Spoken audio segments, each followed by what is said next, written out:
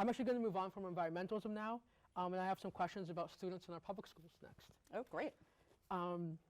This one, following the COVID pandemic's era of online learning, really unfortunately, students' mental health has taken a notable hit. So I was just wondering if you believe that the state government can do something to change that trend, and if so, what kind of action can you take to help public school students? Yeah, it is, I have seen, honestly, I have seen the learning loss and the mental health toll, you know, in my own house, you know, in our community. And I think what the state can do is provide the resources to individual communities, additional resources above Chapter 70, which you probably know is what the state gives communities for public education. We need to provide these communities with more resources, and it has to be flexible because remember, the needs of elementary school children are very different from the needs of high school students. Right. And so I believe the state's role is in providing more resources there and potentially some technical assistance. Right. But the communities themselves, I think, are best able to figure out what their kids need. Okay. All right, still kind of on the subject of schools. So in general, Massachusetts is home to the best public school system in the country, which I know we all love to brag about it. But at the same time, I think we can always agree that, you know, there is room for improvement. And so I was wondering, what do you think that the state can do to further strengthen our public schools? And what do you currently see as like any problems or opportunities to fix things within our system?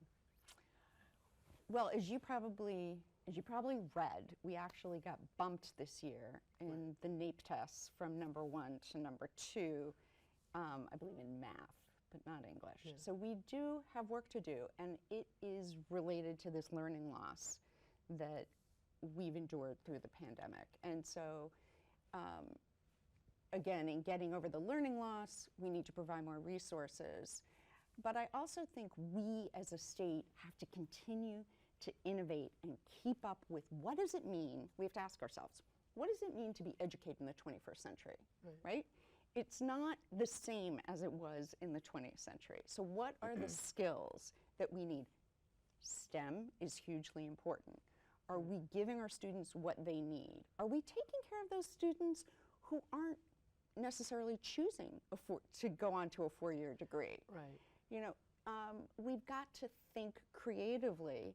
And I also, you know, we have to rethink the role that standardized tests play in a public education.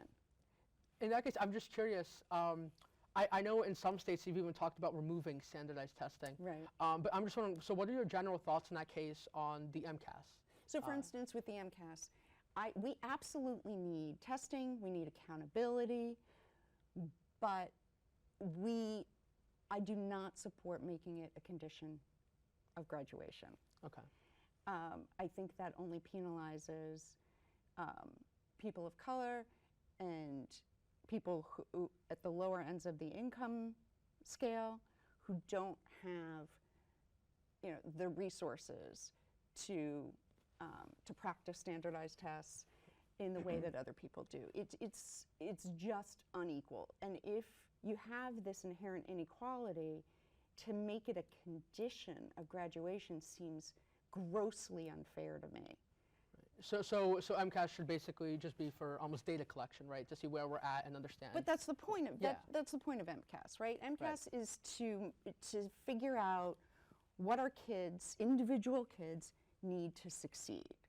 You know, if your MCAS scores, if you're in math, for instance, drop dramatically, that the school needs to then say, wow, looks like Sam needs some extra help in math. Let's get it. That's the point of these tests. Right. That sounds good. And I guess this next question is also about, you know, kind of school quality and students' experience.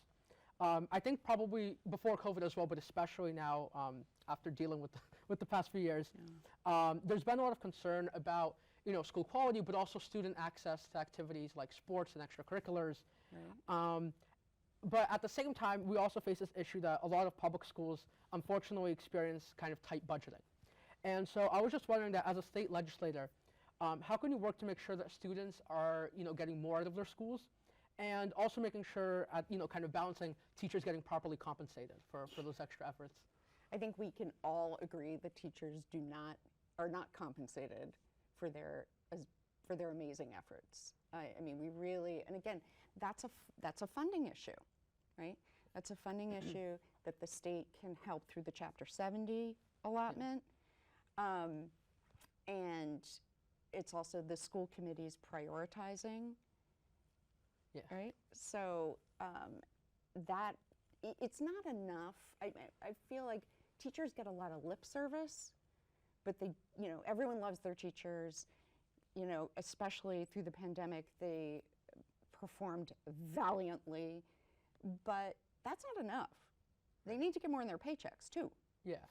Yeah, we have to really show our appreciation, Right. and not just with words. Right. And so to be clear, you would support expanding the Department of Education budget and the general school budget. I'm sorry, the general school funding within our state to do that. Exactly. Okay.